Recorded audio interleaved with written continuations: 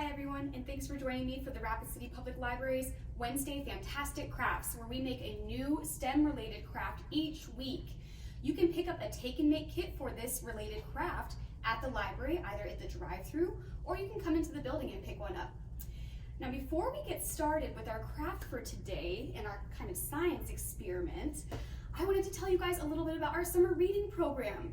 If you haven't yet, make sure to stop by the library and pick up a log so you can start tracking your minutes that you read each day. You need to read 15 minutes a day for 25 days in those logs. Turn that log in, and then you can come in and get a cool prize. You can get a small prize and a book. If you do that for 50 days, you are entered to win one of our big prizes, and I have two examples of those here today to show you. Now, we only are showing two right now, but let me tell you, we have about 40 big prizes that you can win, so that's a lot of opportunities to win. Make sure you're reading for 50 days, and make sure that you're submitting your logs to the library either through email or by dropping them off at the building itself, and that way you can enter to win these cool prizes. Let me show you what I have today. So, our first example prize is some cool galaxy rock art. This kit has some glow-in-the-dark paint, it has stencils. You can make all sorts of beautiful rock art for your garden or to keep in your room. It'll charge up with the sun, and then at night when you turn off your lights, you'll see glowing stones all around. So that's pretty neat. Galaxy rock art, and I'm really excited about this one, you guys. This is a Lego Harry Potter set, and it is called Expecto Patronum, and it actually comes with Harry Potter's Patronus figure. That's a pretty rare Lego piece. This is a really good one to get. So these are just some of those example prizes. Make sure you keep reading and keep logging your hours for a chance to win these and so many more. Well, all right, guys, today, in case you can't tell already, we are going to be building Castle Catapults. So a catapult is a device that's used to launch a projectile without some sort of bang or explosion to send that projectile forward. Catapults have been used for thousands and thousands of years all around the world and come in so many different shapes and sizes. Did you know that a slingshot is a mini catapult? Yeah, it uses the same science as a large one does. So on the small side, we have slingshots, and on the large side of catapults, we have things called trebuchets, which were these giant machines that are sometimes over 60 feet long, and they could fling entire boulders at castles when people were laying siege to castles and trying to break in. So there are a few key words that we want to focus on today for our catapults. A catapult's trajectory is the path that the projectile takes. And remember, the projectile is that thing that kind of sits in the spoon. It's what we're going to be using as pom-poms today in our kits. So the projectile sits in the spoon, and the trajectory is the path that that projectile takes. So that trajectory depends on a few different things. It depends on what you are shooting forward. So if it's a pom-pom, do you think it'll go further than a rock? It depends on the angle of your catapult. It depends on the weight of your catapult and your projectile as well. It depends on push force, and push force is the force with which the catapult is, in our sense, it's going to be pulled back. So how much force you're pulling back your catapult with, and we'll show that once we get to building our own catapults. And the last thing that, well, not the last thing, but one other big thing that affects the trajectory of a projectile is air resistance and gravity. So for example, if you're in a humid area where there's a lot of water in the air, all those teeny tiny water molecules are going to get in the way of something trying to travel through it, of a projectile trying to travel through it. So those little water molecules are going to slow down that projectile just a little bit, versus in a place like Rapid City, where it's dry most of the time, there's not as many little water particles in the air, so that projectile will travel faster. All right, well, let's take a look at what is in our kits, and let's get building today. All right, guys, in your take and make kit, these are the supplies that you should have. So we have some instructions, we have a data sheet. You should have 7 popsicle sticks, 6 rubber bands, 3 pom-poms, and 1 spoon. Now on the back of your data sheet, I'd like to show you really quick, you can take a picture and have an adult send your finished creation either to this email address, or you can share it onto our Facebook page if you would like to share. On the back of our instruction sheet, we also have a little explanation of what a catapult is, some of those keywords we talked about before, and a little bit of history. So our first step for our Castle Catapults is to take 5 popsicle sticks. So I'm just going to clear everything else out of the way. And I have my 5 popsicle sticks. We're going to take these and we're going to stack them together so they're all sitting on top of one another. Now I'm going to take one of my rubber bands and I'm going to wrap it tightly around one end. You can follow along and do the same. So I'm going to wrap that quite a few times so it really stays on there. We want it to be tight, but we don't want the rubber band to snap. So I have one, and I'm going to put another rubber band on the other end. So rubber band number 2.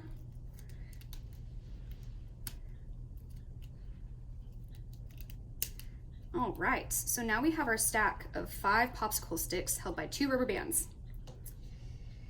Next, we're going to take our other 2 popsicle sticks and we're going to, again, stack them together. And you're going to take a rubber band and close off just one side of that stack. Oops, let's see. So again, try to make it nice and tight. And I'm going to do one more. Oops. Sometimes it's hard if you do it with just one hand. All right, so I have it nice and tight and my rubber band is just on one end. So we only want to rubber band one end of this stack because we're actually going to be opening up this end. And we're going to be sliding in our stack of 5 craft sticks right in between, just like that. Now be gentle because you don't want to crack or break any of your craft sticks, but you want to try to wedge that stack of 5 as deep in there as you can. I'm going to take a new rubber band and I'm going to wrap around all of these craft sticks so that everything holds together. So see how I'm going around diagonally? And then I'm going to do the same thing on this side if I can. Let's see. You can wrap the rubber bands however it works best for you. You just want to make sure that it's secured tightly on there and that, again, that big stack is pushed as far down as you can go. Sometimes it's easiest to put a rubber band on and then push the stack down and adjust the rubber band as you go, kind of like that. Great.